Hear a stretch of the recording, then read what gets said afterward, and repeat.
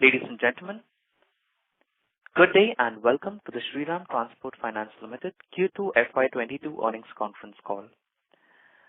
As a reminder, all participant lines will be in the listen-only mode, and there will be an opportunity for you to ask questions after the presentation concludes. Should you need assistance during the conference call, please signal an operator by pressing star then zero on your touchtone phone. Please note that this conference is being recorded.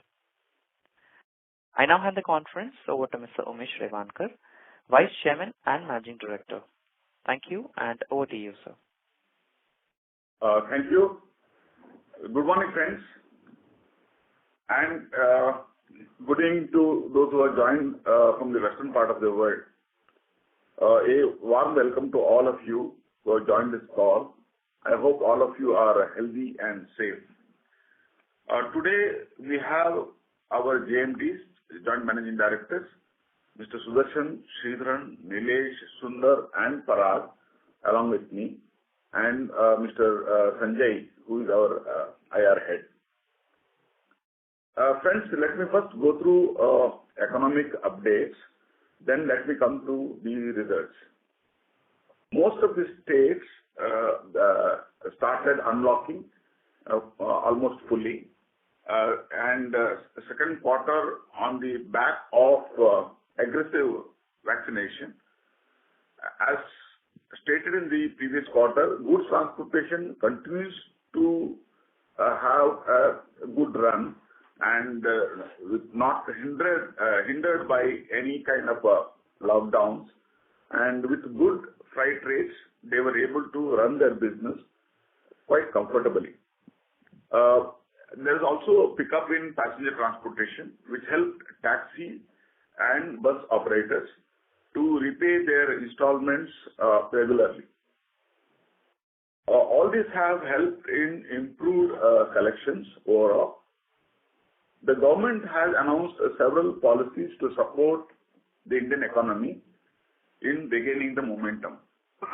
Most important is the MSP on various crops, which was increased by 2 to 8%, and that really helped the rural economy. RBI is continuing to come with a lot of positive statements and initiatives. RBI issued Securitization of Standard Asset Direction 2021, which will enable greater risk distribution and greater liquidity of the to the originating lenders. Bank lending to NBFC for providing on lending to MSME, which was permitted to be classified as a priority sector, was extended till March 31st, 2022. As a result of all the above factors, we continue to expect Indian GDP growth to clock 9.5% for fiscal 2022, in line with the RBI's estimates. In line with the same, several economic indicators were positive in the past quarters. Manufacturing PMI rose from contraction in Q1 FY22 to expansion level to 55.3 in July 2021 and remained above crucial 50 mark, being 52.3 and 53.7 in August and September respectively, reflecting pent-up demand. Reflecting this index, IIP rose 11.5, 11.9 in July and August 2021 respectively. The GST collections, which were low in June, rose above 1 lakh crore mark, being at 1.16, 1.12 and 1.17 respectively in the month of July, August and September. Now coming to the auto industry, commercial vehicle sales was 166,251 units in Q2 22 against 133,524 units in Q2 21, an increase of 24%. And almost close to the 167,173 in Q2 FY20.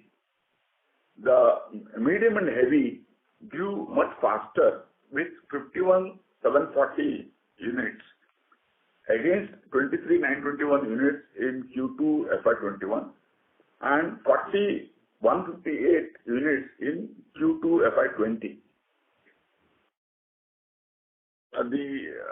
The higher fleet utilization level were visible. The greater amount of infrastructure, road construction, and adding to that, cement steel consumption, they were all positive indicators. In the new vehicle sales, one particular differentiating item what we have witnessed this time is this demand for CNG vehicle. The CNG vehicle sales, which were 25,729, 26,250, and 23,269 for the last 3 years, almost constant for around 25,000, which rose to 31,529 in 6 months in this year. That means significantly the new vehicle sales is moving towards CNG, and especially in the corridor where CNG is available, that is in and around Delhi, and now Mumbai-Delhi corridor, where CNG availability is reasonably good. Majority of our staff have been vaccinated, and we continue to operate with full strength across India. Now, coming to water performance, we clocked a disbursement of 14,869 crores, including 493 crores towards new vehicle and 14,317 towards used vehicle, compared to the total disbursement of 6,463 in the previous year. AUM was 121,647 crores compared to 113,346 crores in the previous year. Net interest income was 2,193 crores in Q2 against 2,0225 in Q2 last year. The net interest margin was 6.44 against 6.38 in the previous quarter and 6.66 in the previous year. The profit after tax was 771 crores in Q2 compared to 685 crores in the Q2 previous year and 170 crores in the Q1 FY22. The earning per share stood at 28.71 against 27.79 in the previous year. The collections were consistently good in the month of July, August, September. It was 98.05, 99.56 and 99.49 against the demand respectively. The gross stage 3 NPA stood at 7.82 compared to 6.5 in the previous year and 8.18 in the Q1 FY22. Previous year we had the advantages of a moratorium. Therefore, the comparable would be previous quarter where we have improved. The net stage NPA stood at 4.18 compared to the 3.69 of previous year and 4.74 in the Q1 22. The board has decided on the dividend of 8 per share. Our liquidity position now stands at 17,228 crores against 17,051 crores in the previous quarter, and board has suggested to continue with higher liquidity. On growth outlook, we still are confident of double-digit growth for the full year. The cost to income ratio was 20.73 in this quarter, and we are likely to maintain our long-term average of 22-23 for the full year. The asset quality, we have been very selective in restructuring and have done 239.62 crores restructuring in this quarter, and 369.05 crores was done in the previous quarter. We added 4 branches and which now stands at 1825. And employee strength, we continue to add more number of employees through business associate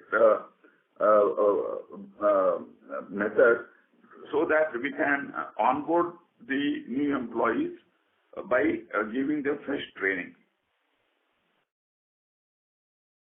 During the quarter, company has not considered any additional credit loss for the COVID, and so far we have done 2,852 crores of COVID provisioning.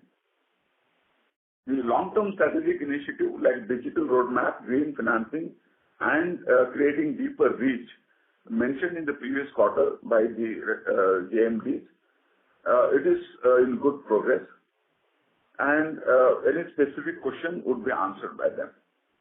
Now I request our CFO, Parag Sharma, to take the call. Subsequently, Sundar also would be joining the call with numbers. Thank you. Hello everyone. On the liabilities front, we have focused more on bank borrowing and securitization during the quarter. Compared to last quarter, the bank loans have gone up substantially, which is 5,400 for the quarter versus 1,300 for the previous quarter. Securitization, which was hampered last year around because of moratorium concerns and all, has picked up. This quarter we did 4,200 versus 1,600 in the previous quarter. The volumes we feel will continue to be at around 4,000 to 5,000 every quarter for next part of the year. When it comes to the cost of fund, it has come down by around 25 basis points for the quarter. That is, on the overall liabilities, the cost is down. We do have scope to reduce it further by around 15 to 20 basis points in next quarter. Liquidity, as mentioned, is high, which is good enough for 6 months of liability repayment. We had a policy of 3 months liabilities to be in liquid cash, but it was enhanced last year around. We will look at diluting it by around December to March quarter. We'll continue with slightly more liquidity for maybe 1 or 2 months and then gradually reduce it. The incremental cost of fund is at around 7 quarter. So that also should have further improvement we should be able to see in next quarter. On the ALM front, we continue to have all buckets positive. Cumulative also is positive, and that has been the case in past. I think retail is still doing well, and we should see further increase in our retail portion of the liabilities. Broad breakup of liabilities, the bank loans is close to around 42,000, 41,967. The offshore borrowing, including Masala and ECB loans, is around 22,900 crores. Domestic capital market is 23,000 crores, and deposit is close to around 20,000 crores. That is a broad mix of liabilities. I think that is it from my side. We'll pass on to Sundar. Hello everyone. The cost to income ratio for the quarter was 20.73 as against 19.11 in June quarter. Primarily, the increase has been on account of royalty in the current quarter, which was not minimal at the previous quarter on account of the lower profit in the previous quarter. The employees count has been stable in the current quarter, and we have vaccinated more than 92% of the employees, at least with 1 dose of COVID-19 vaccination. And we have done OTR 2 totaling to 608 crores, and in the OTR 1 we had done 551 crores, and the total OTR stands at 1,159 crores as on 30th September, which is less than 1% of the total AUM, and we are holding adequate provisioning in respect of these assets.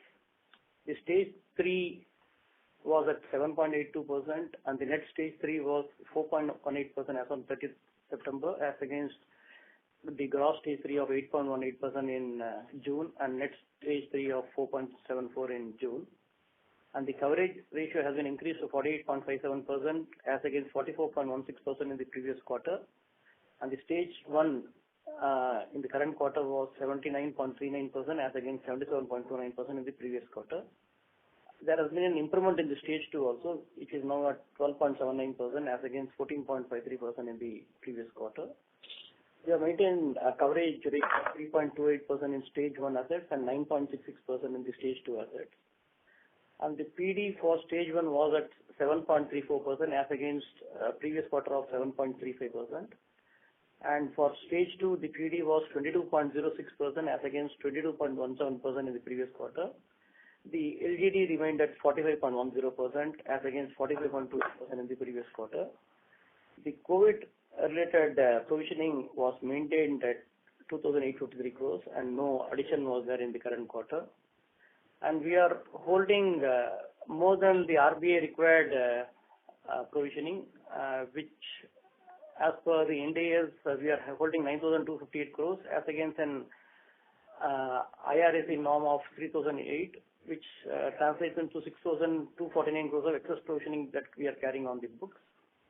And the capital adequacy has been healthy thanks to the QIP and the preferential offer to the promoters. Now it stands at 21.06% in the Tier 1 and 2.15% in the Tier 2, totaling to 23.21. With this, we hand it over to for Q&A. And Q&A. Thank you very much.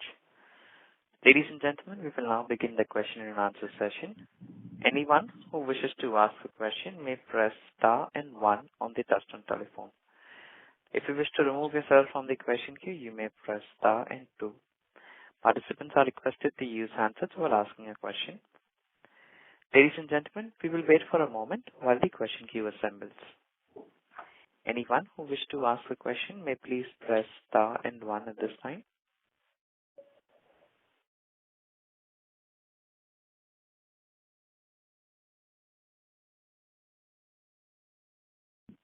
Our first question is from the line of Rikin Shah from Credit Suisse. Please go ahead.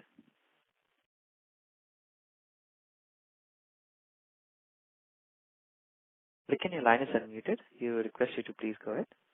Hi, am I audible now? Yes, you are. Please go ahead. Okay, yeah. Hi, thank you. Thanks for the opportunity. I have 4 questions. First, I just wanted to get a sense of how the vehicle capacity utilization of trucks for our customers is moving, say, in this quarter versus last and versus the March quarter. The reason why I ask is that the new AUM is still down 8% sequentially and has been declining quarter after quarter. Just want to get a sense on when do we expect the new truck sales to kind of start picking up in our AUM. Second question was on the freight rates and the fuel cost. Of course, the gap has been narrowing between the two, but we do hear that the freight rates, despite of increase since the COVID second wave, has not kept up pace with the fuel. So, wanted to get a sense of what kind of freight rate movements you are seeing in your customer segment, and should we expect more freight rate increase in the coming months? The third question is on the asset quality part. The provision coverage has been consistently increasing on the stage 3. Just wanted to get a sense that given our stage 3 ratio has not really moved much, is there a particular kind of target coverage level that you intend to kind of operate at and subsequently bring down? And lastly, just a clarification question for Parag sir. Did I hear correctly that the incremental cost of fund was 7.25%? That's it. Thank you. The incremental cost is right, 7.25. Yeah. Okay. On the utilization levels, see, the vehicle utilizations have improved from the previous quarter. If you are comparing with the Jan to March quarter, the utilization level came down in the month of April and May because of the sudden increase in COVID. And this time the COVID traveled to the rural area. So there were challenges because many of the drivers, they hail from the rural belt and some backward areas. And because of that, driver availability was a challenge for large fleet operators. For individual operators, there was no challenge at all. The utilization level for individual operator was quite good. So therefore, we had a consistently good collection. And as far as the vehicle sales are concerned, we believe the vehicle demand will go up significantly in the next couple of quarters. But our estimation is that the overall vehicle sales would be around 20% more than the previous year. So it may not, it may reach the FY20 level. It may not go beyond FY20 level, but still there is a scope for that kind of growth. And as I was telling you, many of the customers are shifting to CNG. Not only new CNG, they are also fitting the CNG kit for their existing vehicle. CNG cost is 50 rupees. That is around 50% of diesel cost. And thereby, they bring down the cost, operational cost by nearly 50%. It all depends upon the CNG availability. Right now, the CNG availability is good in the corridor of Ahmedabad to Delhi. But now, last couple of months, there has been new CNG availability in Baroda to the Mumbai. Therefore, Mumbai to Delhi corridor is almost, CNG is available at a shorter distance. Similarly, it is now available till Kanpur in UP, and likely that they are completing the Delhi-Kolkata corridor. Then from Mumbai, they're extending towards the Bangalore, now up to Pune, and beyond Pune, the CNG is available. It's only the availability that will create the demand for the CNG vehicles. So I feel ultimately people would move towards CNG or even the LNG because the LNG is more efficient than CNG as far as the carrying is concerned, because LNG, they can carry double the size of in the same tank, double the quantity can be carried. So LNG availability is a challenge in India, especially stations, LNG stations. I think maybe next 2 to 3 years, many vehicles would move, new vehicles would move towards CNG and LNG. And even the existing vehicle, people would try to replace. So you will have a solution apart from 20% ethanol mix, which is government is trying. Now already they have 10% mix is been tried. So environment-friendly fuel would be used for the vehicles, and also it will be cheaper. So the diesel cost going up is also another way of moving people towards the alternative fuels. So I feel the overall demand for the vehicle would go up as infrastructure projects are going on stream very fast. The other most important thing is the coal. Last 3 years, you would have noticed that coal production in India was almost stalled. And with the government taking new initiative and allowing privatization of coal, a lot of coal producing area are getting what you call demand. This time, because of the extended monsoon, most of the coal producing areas were inundated with the water. They could not really produce. And now there is a urgency, especially in the Chhattisgarh, Jharkhand, Orissa. There is a big push for coal production. So I expect that will lead to more utilization or more demand for vehicles. So overall, I feel the vehicle demand will go up significantly in the next 1 year. As far as the asset quality is concerned, the board and the management, we have decided to bring it down, the stage 3, to below 7% by March. Stage 3. Gross. Net, we want to bring it below 4. Oh. Okay, sir. Thank you. Thank you. Our next question is from the line of Shubhranshu Mishra from Systematix. Please go ahead. Hi, sir. Good morning. Thank you for the opportunity. I just want to understand how many vehicles have been financed in this particular quarter, and new vehicles and used vehicles. And if I look at the disbursements run rate, we are pretty much at 2018 run rate right now, which was a stellar year for us. So, is that the normalized run rate that we should model for the balance of FY22 as well as FY23? And also the approximate number of vehicle contracts we are going to put up every quarter, if you can throw some light on this one. See, the quantum of disbursement we have given you, numbers we don't have immediately. You can reach to Sanjay for the number of contracts, but you can take an average used vehicle ticket size is around 4 to 5 lakhs, and new vehicle is around 7 to 8 lakhs. So that is the rough estimation I can give you. Right. And the run rate you said that's going to be similar, sir, as to disbursement run rate will be almost similar for next 2 quarters. Normally, second half is 60%, 40-60. So in that ratio, the second half should be higher disbursement. And FY23, sir? FY23, we expect a much bigger disbursement, mainly because all the economic indicators project that the FY23 is going to be large. And back on a 9.5% growth this year, if you are able to grow at around 8 to 9% next year, then the demand for the vehicles will be good.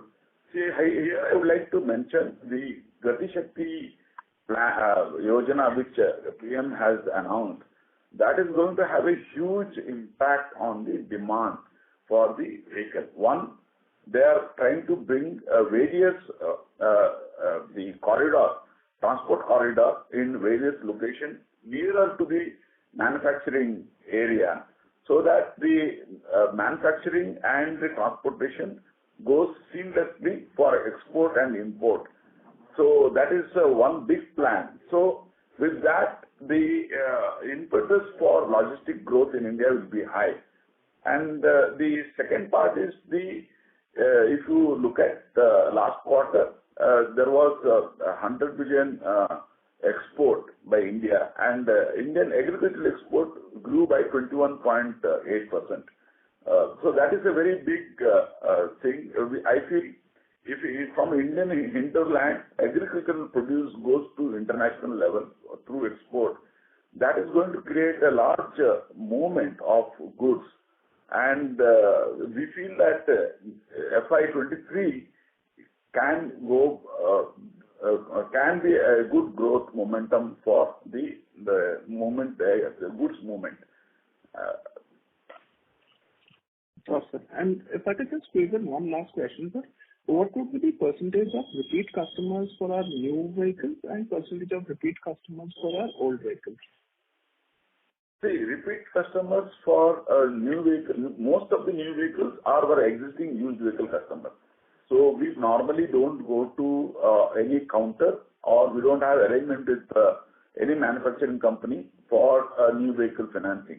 So you can say that almost 100% of our new vehicle customers, when I say 100%, yes, 100% will be our existing used vehicle customers. And used vehicle customers, the repeat customers would be around 60%. Sure, sir. Those are my questions. Happy Diwali to the entire team. Thank you. The next question is from the line of Prashant Sridhar from SBI Mutual Fund. Please go ahead. Yeah, thanks, sir.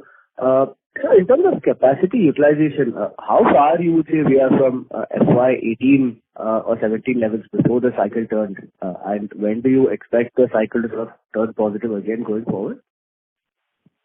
Okay. The base year, FY18 is a good indicator because that's the time when we increase the carrying capacity by 15%. That means all the existing vehicles could carry 15% more weight, and therefore there was excess carrying capacity built, and the economic slowdown also added to the challenge.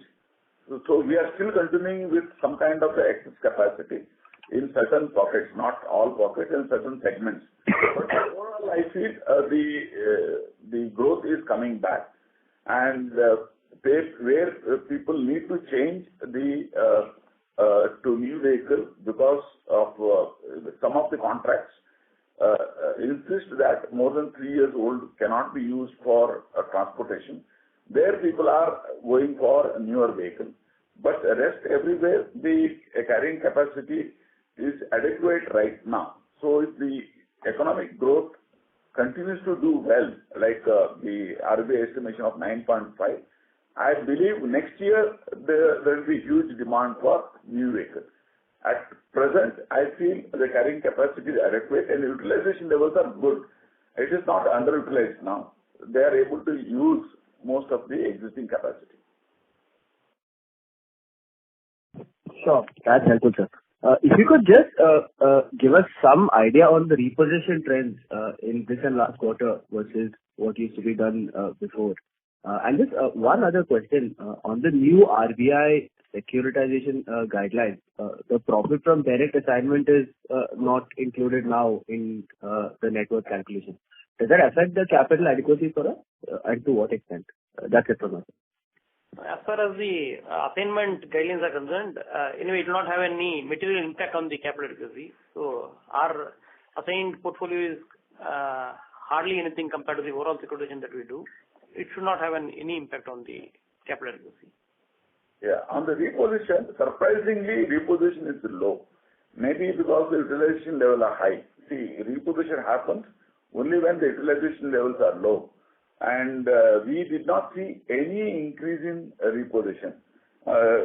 Hope we recall last year at the same time, there was an anticipation that moment the moratorium is lifted, a lot of vehicles would be repossessed and sold by the financial entities, including bank. That was the assessment made. But in fact, reposition has come down in the last 4 quarters. I don't really see a big jump in reposition. Anyway, for that matter, because we have a Shriram Automall where they have an arrangement for parking of a repossessed vehicle. We do not see any increase in repossessed vehicle at all. Sure. That is helpful. Thank you so much, sir. Thank you. Our next question is from the line of Vivek Ramakrishnan from DSP Mutual Fund. Please go ahead. Sir, good morning, sir. The first question was regarding the earlier question, the thing about freight rates and diesel costs and the movement that wasn't answered. So if you could answer that, it would be helpful, sir. Yeah, see, freight rates have been moving up on par with diesel price. The very indication of freight rate, see what happens in the freight rate is all the perishable goods, vegetable, etc., the increase in fuel price gets passed on to the end consumer immediately. That's why you see that the vegetable or perishable good price increasing immediately when the fuel price increases. Because even 2% of the vehicles do not fly, the perishable goods remain where it is, and therefore people end up paying. Either a farmer, producer will end up paying, or the consumer end up paying. So it has no impact on the transporters per se. On the manufacturing goods, typically the contract will include escalation clause for every increase in the diesel price. It can be weekly or it can be monthly, but nowadays escalation clause are mostly weekly. Therefore, there will be a temporary challenge for the transporter but over the period it gets adjusted. So transporters per se do not take the burden of the increase. It is either consumer or the manufacturer producer who take the burden of the increase in the fuel price. However, there are smart operators who would like to use this opportunity. When the freight rate is fixed at diesel price, a cleverer person can use CNG vehicle and make more profit. That is the clever businessman. So, and there are people who are fitting CNG kits. So, the people who are clever and business people, they make use of this to make higher profits. Okay, sir. Sir, I'll ask my questions. They're both interlinked. In terms of, you said that you're going to reduce GNPA significantly, stage 3 assets. Do you expect cumulative collection efficiency to go over 100% over the next few quarters to enable you to do that? That's question number one. And linked to that is your liquidity policy by any chance tied to the collection efficiency numbers, or how do you calibrate it? That's it from my side, sir. See, normally collections in the second half is better than the first half.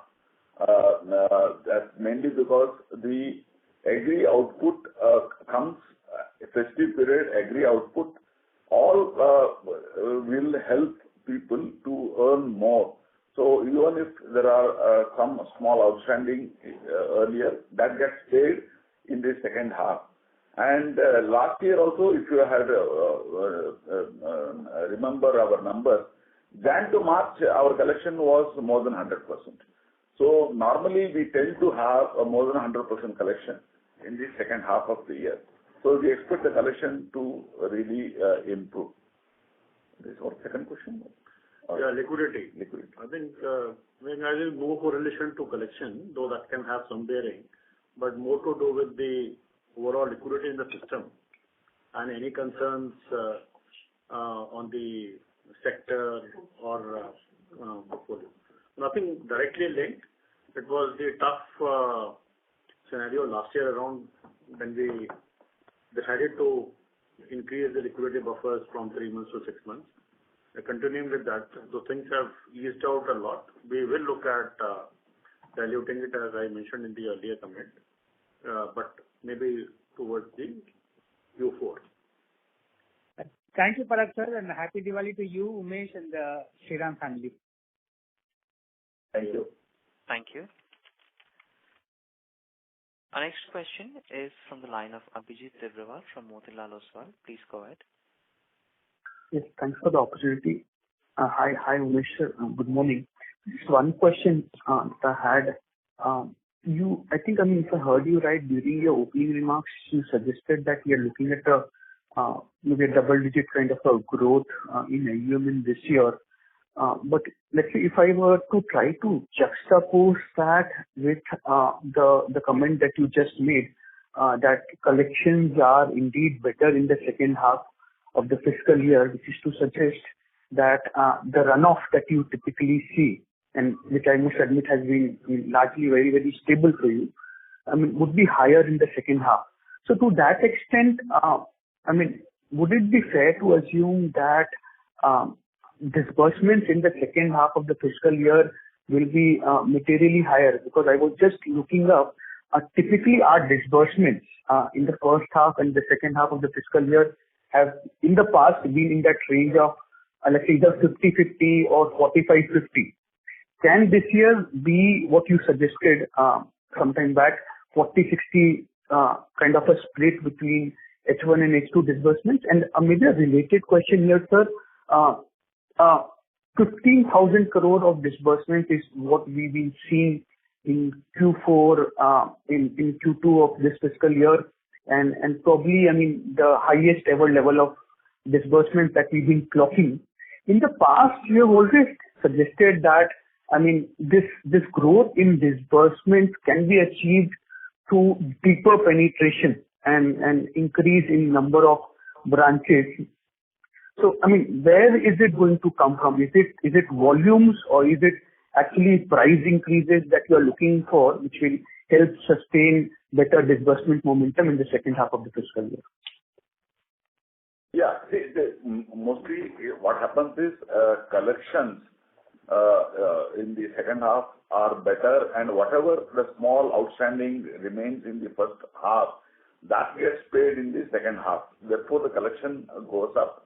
So it will not increasingly reduce your AUM because of there may not be a big link between reduction in AUM because of the collection.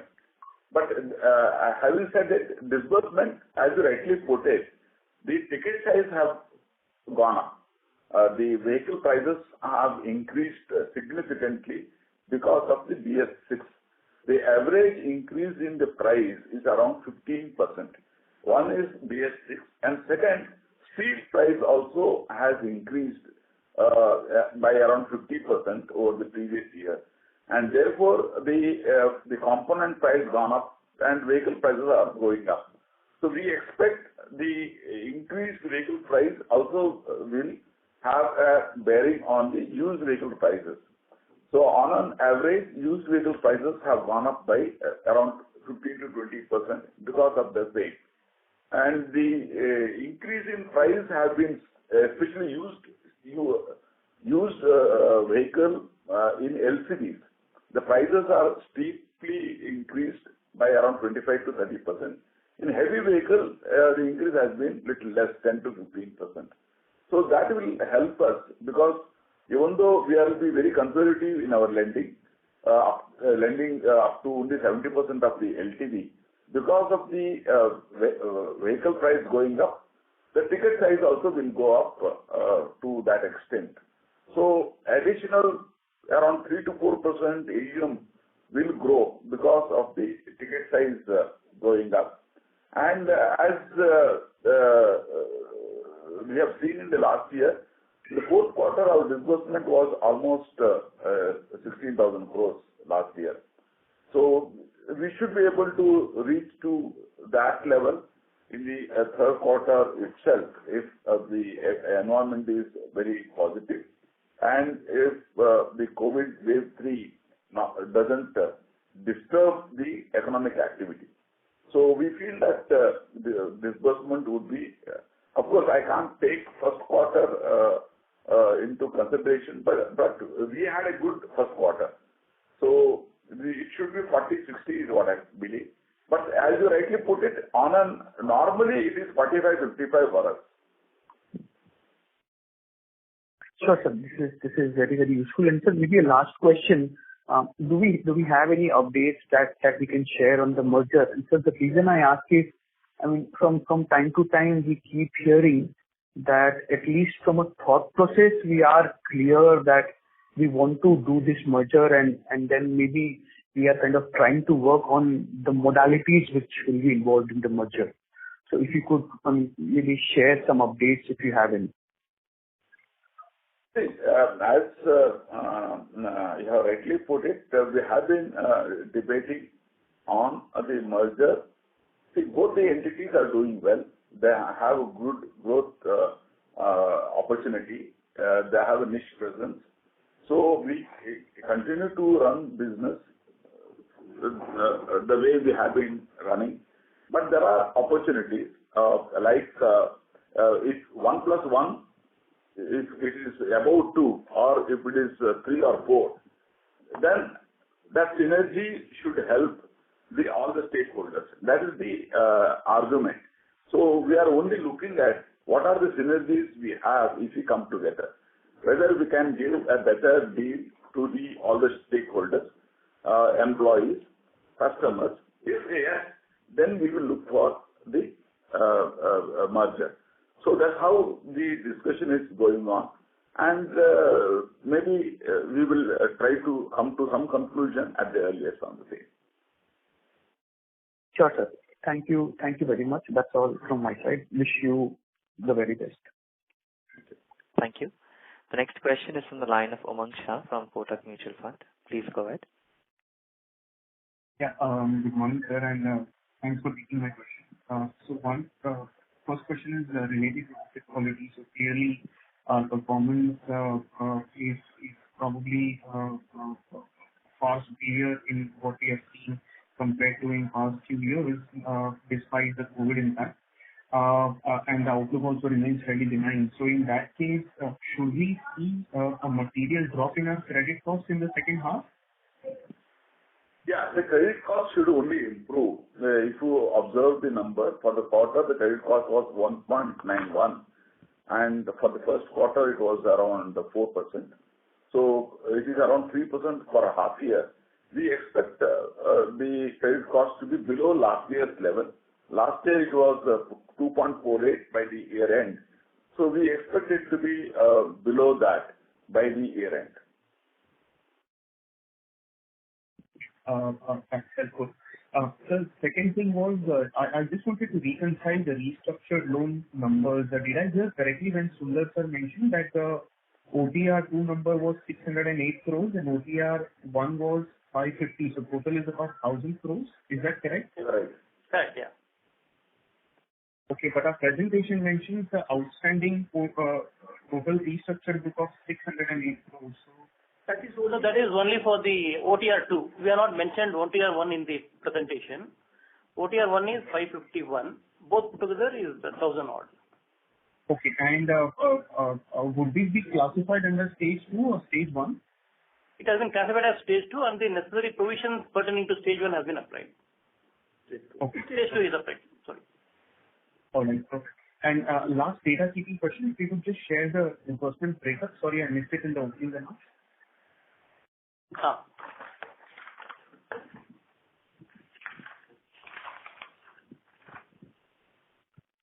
What is it? Disbursement. The new vehicle is 4933.9 million. Used vehicle is 143,170.6 million and other is 584 million. The total is 148,688.5 million. Okay. Thank you so much, and season's greetings to the whole team. Thank you. Thank you. The next question is from the line of Piyush from Selendip. Please go ahead. Hi. Thank you for the opportunity. The credit outcomes over the last 12 months have been really exceptional for Shriram. I'd just like to understand a little bit as to how this has happened, because ever since the NPA norms went from 180 to 90 days, we had a tough time adjusting, but the last 12 months have been truly exceptional. So just wanted some understanding of what's actually happened on the ground that these outcomes have been so much better. Let us understand the business model. Our customers are individual operators and owner operators. They are not dependent on driver or outside labor. One of the family member drives the vehicle. So during the COVID period, they were able to operate without depending on any outside labor or driver. That was the biggest positive for our customer base. And most of them are in last mile reach or essential transportation. The demand for essentials remained throughout strong, and therefore their business model did not get hampered. So they were able to operate. And the third, we did not allow our staff to remain at home and make the call from home for collection. Immediately after the lockdown was over, initial lockdown was over, we opened all the offices and asked our staff to join for the duty. Even though we maintained the COVID protocol, social distancing, masking, etc., we did try to reach out to the customer, depending upon the convenience. We did not try to barge into their home, but we always were in touch with customers. And customers also responded by doing the business in this opportunity time, and they were able to earn well, and our executives were able to reach them and collect wherever required. So, and also the digital initiative which we have taken 4 years back after the demonetization, that also has helped. More than 50% of our customers today, they are comfortable doing a digital transaction. So all these factors have really helped us. and we have been very consistent in our collections. Thank you so much and congratulations. Thank you. The next question is from the line of Anand Bhavnani from White Oak. Please go ahead. First of all, greetings to the entire team. And secondly, sir, just wanted to understand our securitization quantum in the context of high liquidity that we are maintaining. So on one hand, we have very high liquidity. On the other hand, we done significant securitization this quarter, and then we are projecting it for next 2 quarters. So if you can, reconcile these two contradicting things, and how do you think about the balance? I think we'll not link only securitization to liquidity. Overall fund mobilization and liquidity. I think we mentioned that we'll bring down liquidity. Securitization is a fast runoff portfolio also. So though we have done around 4,200 crores of securitization, but securitization outstanding per se has not gone up. So it's a fast runoff pools. So we should not link that to liquidity. It's the bank borrowing also which has contributed to larger liquidity. We will look at rationalizing overall liquidity, as I mentioned, from December onwards. So irrespective of 4,000 to 5,000 crores of securitization, this liquidity buffers will not go up because it runs off very fast. Okay. And given that currently system-wide credit growth is weak, are you seeing better terms for yourself when you do securitization? Because a lot of banks would be keen to increase, their exposure, loan growth, and are you seeing terms being better than, let's say, pre-COVID for you when it comes to securitization? The securitization, what we do is largely for priority sector shortfall of banks. So the rates will definitely be far better than any other borrowing what we do. So as long as there is a priority sector demand, I think rates will continue to be the cheapest when it comes to this particular source of fund. The banks are...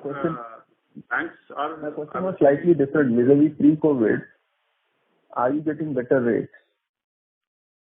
I think it will be similar rates, not substantially different. So last year around we were not able to get better rates. We were, it is, I think, back to the pre-COVID levels now. Okay. And can you contrast if you were to fund through securitization, how is the cost of funding, approximately how much it is lower as compared to direct bank funding? It will be around 100 basis points lower. Okay. And lastly, overall, when it comes to the merger, the thought process is there, but in terms of timeline, is there a time limit, like whether by X year this has to happen? Is that kind of a thought process? And if you can give us some color on that. We have yet to draw our plan. We have not finalized any scheme so far. So once we finalize the scheme, then we need to take respective board approval.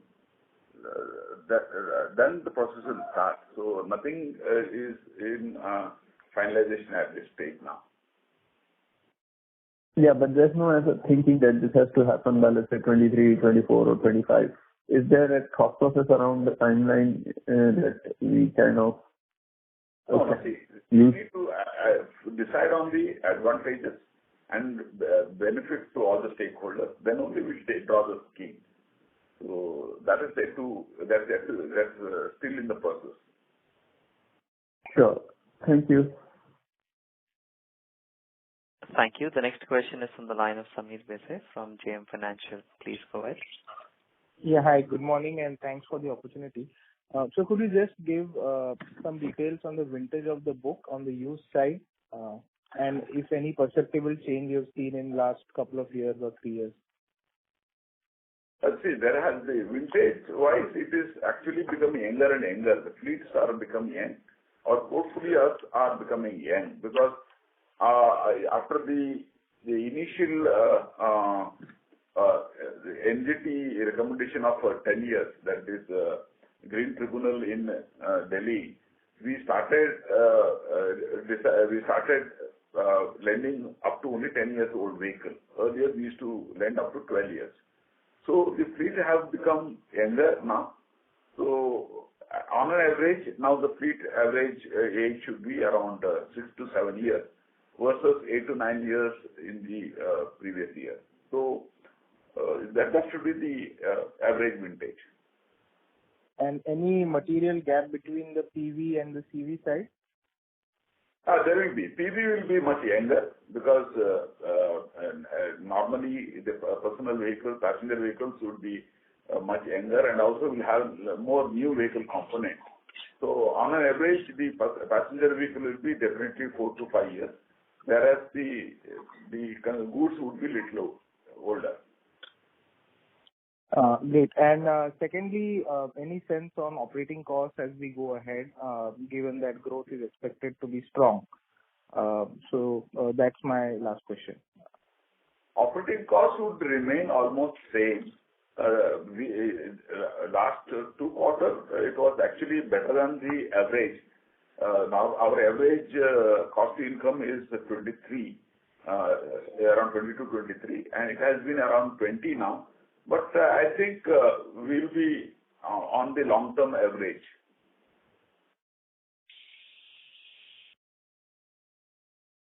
Okay. Thanks a lot and all the best. Thank you. The next question is from the line of Krishnendu Saha from Quantum AMC. Please go ahead. Hello. Can you hear me? Hello. Can you hear me? Yes. Hello. Yeah. Thanks for taking the question. So just a couple of understandings. So for the first time, I see the rural book has more than 50% of the AUM. Now, how does it apply for the yields and the spreads of the business going ahead? Should be able to maintain. And so, how is the ECLGS book of 7.2 billion which we are given? How is that behaving, sir? These are the first 2 questions, and I'll have another question later. See, rural portfolio has been consistently doing well, and increasingly most of our new branches, if you observe, in the last 3 years, most of the branches have come in the rural area, which is we had the rural centers that got converted into rural centers got converted into rural branches. Typically, we merge 2 or 3 rural centers into 1 branch and increase our branch network.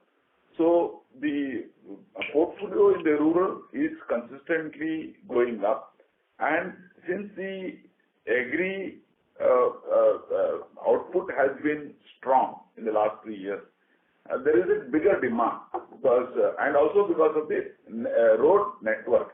The road network into rural area, the Pradhan Mantri road plan, that has made the road reach to most of the villages. That is creating a demand in the deep rural pocket, and we continue to grow there. We feel that the growth opportunity is much, much bigger there, and we'll continue to grow. And we have 809 rural branches, rural centers now. That will, over the period, get converted, and we'll have better network in the rural, and we'll keep adding more rural centers going forward. So how does it compare to the yield of the spreads? The yield would be better in the rural. It gives us 1 to 2% more yield in the rural, even though ticket size is small, and the operating cost could be a little higher because of that. So on an average, it amounts to almost the same, but there is a scope for us to further increase the yield if required. So that's the advantage. As far as the ECLGS is concerned, the portfolio has been stable. We did not see much adverse challenges there. So one observation also, I'm just trying to understand, sir. At the end of Q4, we had 2.12 million customers. Today you have 2.1. Our disbursement has grown, our AUM has grown. So how do I understand this numbers? How do I reconcile these numbers? Can you help me, please? The ticket size have gone up. We have the number of customers have not gone up, but the ticket size has gone up, and the resale prices of the vehicle and also new vehicle prices, as I was explaining you, around 25% increase in the price of the new vehicles because of the BS6 and the steel price. That contributed to the higher tickets. But wouldn't the number of customers, if the economy picks up, would the number of customers who will be there, which will be again in the next presentation, will that number increase drastically, or you see it at the same level? No, it will increase now because as we are adding more new branches, automatically number of customers will improve. And maybe next 6 months you will see we also have other plans to add more number of customers. So we are trying to bring out some new products to add more customers. So you will see that number of customers will increase in next 6 months. And so last question from my side, the gearing, which is at 4.3, 4.4. How do we look at that going ahead? I think we always want to keep it below 5. So I don't think there will be substantial increase in gearing. As of now, liquidity will be utilized for increases business volume. So gearing may not go up. Okay. And sir, one more thing if I can squeeze in, sorry. Working capital loan, will it come back to that 2.2%, 2.5%? It is low right now. So will that again inch up, or we will still below 1 or below 2 for the coming years ahead? As the economy opens up, opportunities there, definitely the working capital requirement will go up.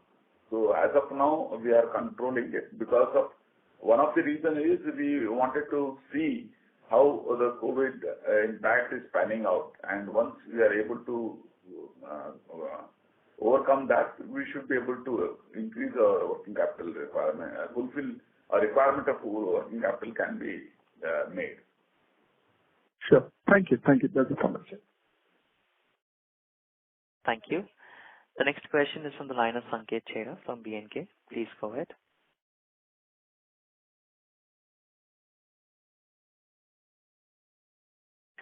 Sanket Chheda, your line is unmuted. Request you to please unmute your line and proceed. Yeah. So my first question was just reconfirming the exit GNPA guidance that you gave. We are currently at 7.8. You are saying we'll exit at 7%. Is that right? Yeah, we are targeting at below 7 by March. Okay.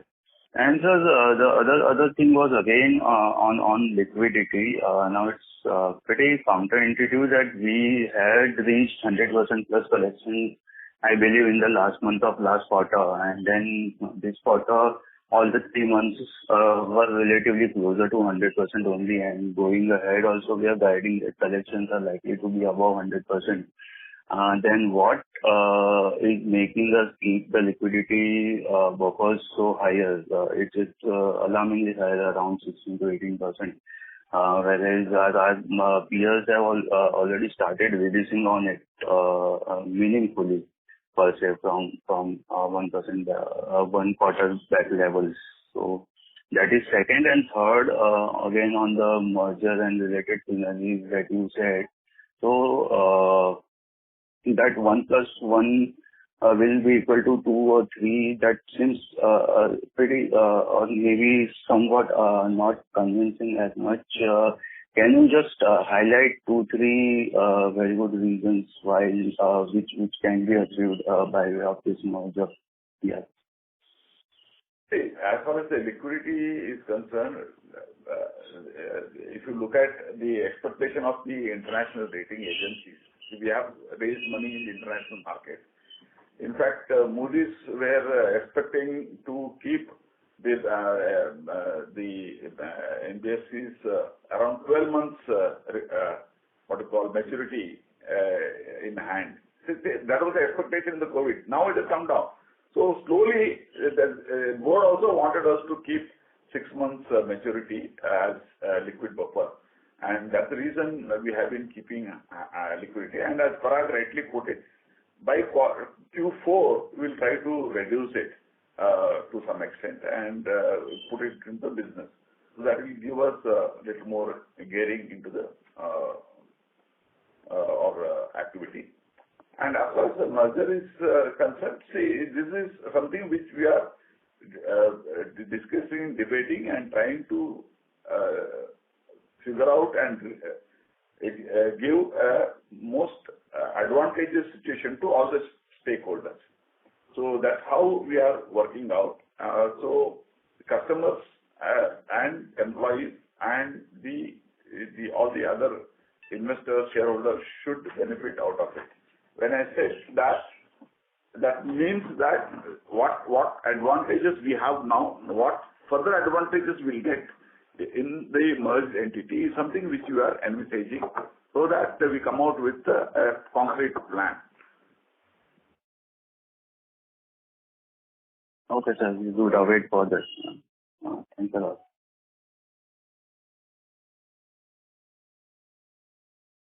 Thank you.